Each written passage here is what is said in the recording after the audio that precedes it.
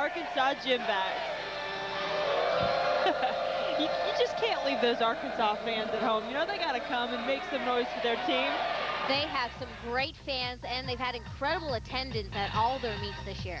Certainly that program is headed in the right direction. Arkansas will be competing on vault in this rotation. LSU on bars, Georgia on beam, and Kentucky on floor.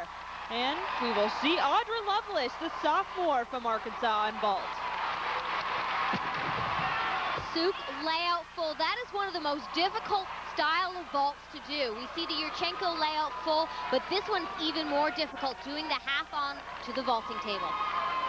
Audra finishes with a 9.75 for her vaults. Meanwhile, on bars, April Burkholder in the all-around tonight has put up some big scores already. A great floor routine and vault from her, and this is a nice event as well. The giant folded ginger cast pack salto down to the low bar.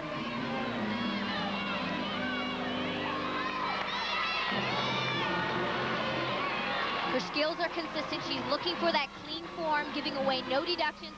And of course, the stuck landing, there it is. Nails it. And April Burkholder winds up with a 9.9. Big score for the LSU Tigers, who, Lori, are in quite a race with the Florida Gators right now. Those two teams very close after their first two rotations. They've both completed the same event, so we can do an event-by-event comparison, and right now LSU is ahead by 0.5. Meanwhile, the Georgia Gym Dogs have two events completed. Next up, though, is beam, an event that is always key.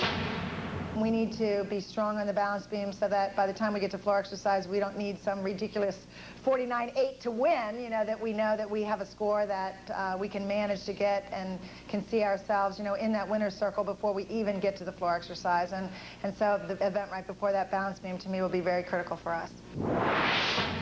And once again, Georgia can thank the luck of the draw. They are competing on beam when Alabama is on a bye. That means the arena will be a little bit quieter and allows them to focus at the task at hand. Alabama already has 3 events completed, so as you just heard Suzanne Yoklin say, Georgia does need a good score here to help set them up for their final rotation on floor. Switch leap by Chelsa Byrd. This has been a real big focus for Chelsa this year, balance beam. She wants to become an All-American here. She's really worked on her consistency, and this routine is working well for her.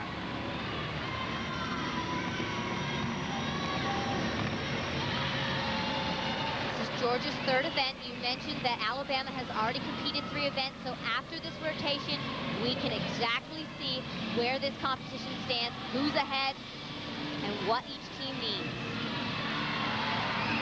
We'll jump to a tuck kick open. Chelsa is known for her powerful vaulting and tumbling. Really working hard to make this a great event for her. She's been smooth, concentrating, big dismount, 2 back handsprings to a double tuck, only a tiny step on the landing.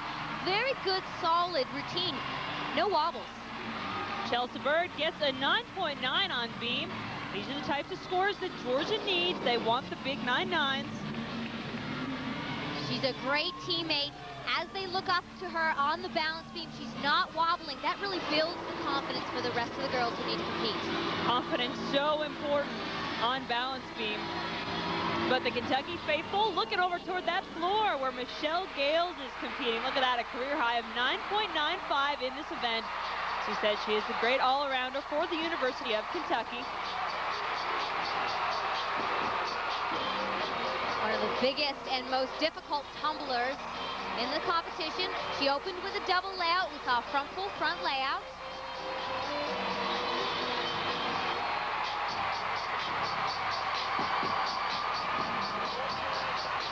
See the knee strap on there. Again, another one of these athletes that are dealing with chronic injuries. The wear and tear really starts to set in at this time of year.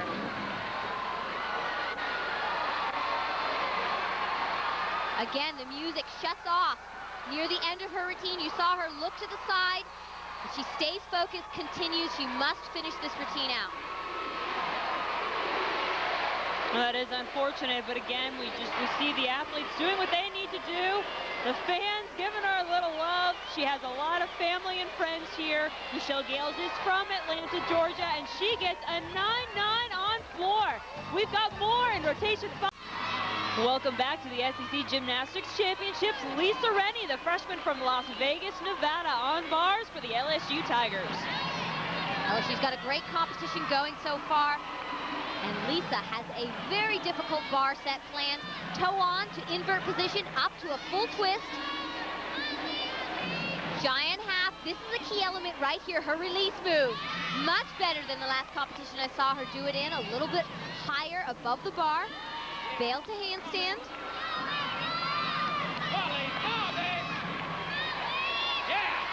Hitting that handstand, the dismount, toe on, front half, kicks it open. No problem on that landing. What a great routine. The freshman coming through for the Tigers. Nice routine there, a 9.875. And you know, one interesting note about Lisa Laurie is that she's a diabetic, so she has to deal with the insulin and take very good care of herself, but she said it does not affect her at all. She's able to compete just fine. She's very matter-of-fact about it. She says, I just keep it under control. In fact, when they discovered that she was a diabetic, the doctors encouraged her to continue with her gymnastics. And it's a good thing that she has. Meanwhile, Sierra Sapunar, one of the 6 Georgia seniors competing. This is just her second time competing on beam all season, but she is coming off a career-high 9.95 in this event. Georgia's very excited to have all 6 seniors competing at this competition. When they came in as freshmen, they were touted as the Super 6. They've dealt with so many injuries over their career, and I believe that it's key to have these 6 experienced seniors in their lineup for Georgia to be successful this year. 2 back handsprings layout. We talked about some of the injuries that they've dealt with. Sierra tore her ACL at Nationals last year. She's just now starting to get everything back in order.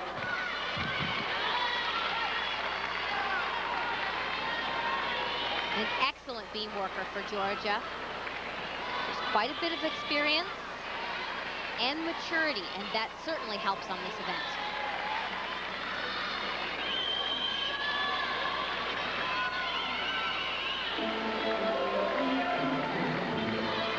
Hear the floor music start up in the background. It's very important to keep your concentration. We saw a slight wobble there from Sierra.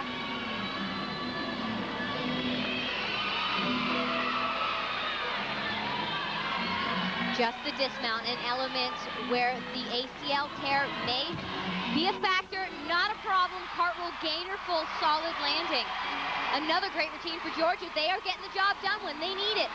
Absolutely. Sierra Sapunar with a 9.925. And remember, again, that is just the second time she has been on beam all season, and she comes through. What a tough comeback. Coming back from an ACL tear. That is one of the most difficult injuries to come back on. But coming up, we've got Cory Fritzinger. Can she do it for Georgia on beam?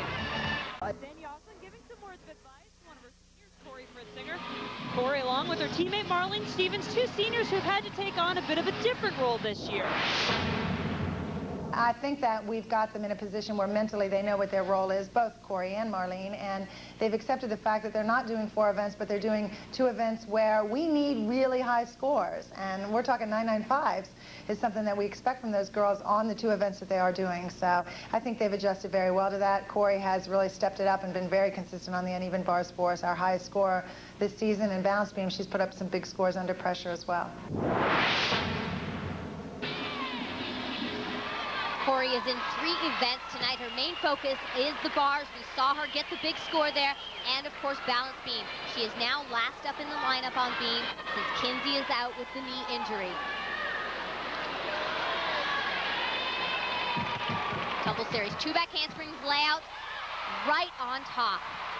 Cory suffered a high ankle sprain early in the season, during preseason, and that has kept her out of floor. We've really missed her personality on that event.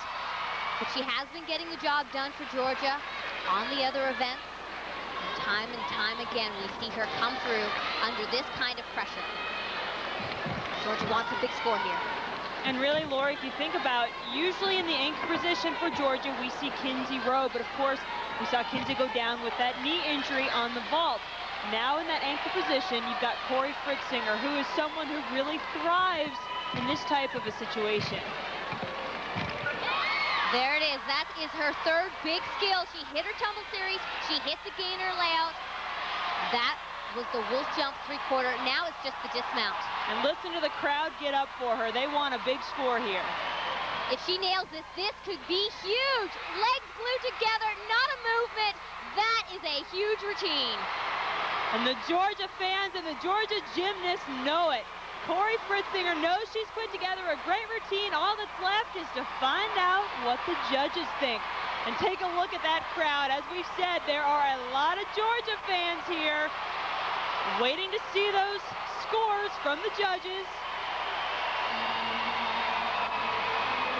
You could see the confidence in her eyes. She nailed every single element. Heading into that dismount, she flared it open, hit the landing. What is the score? What will they give her? The crowd's chanting 10. The gymnasts are chanting a 10. We've already seen 110 tonight, Lori. Could we see another one here? Here's the dismount, double full. She flares the arms open. She knows exactly where that landing is. Nails it. That's the exclamation point. That's what the judges were looking for, to give them the okay to go with the 10. And she gets it. There it is, a perfect 10 for Cory. The first perfect 10 in SEC championship history on the balance beam by Cory Fritzinger. What a huge score for the University of Georgia. We just saw Alabama go out of their last rotation, finishing with a 10. Now Georgia answers. This is a different animal than vault and floor. Vault, it's one skill. You nail it, you can get the 10. Floor, you can make small mistakes and cover them up. Beam, you have to be awesome and perfect. And look at that score by Georgia on beam. A 49.525 is an SEC championship record, topped off by that perfect 10 by Cory Fritzinger. And the Georgia Gym Dogs will leave this rotation with a lot of cheers from those fans in the crowd. And take a look, there's our leaders after 5 rotations, very close. Georgia and Alabama, as we expected, right up in there for that top spot. We've got 1 rotation left for those 2 teams. We'll have the 6th rotation when we come back.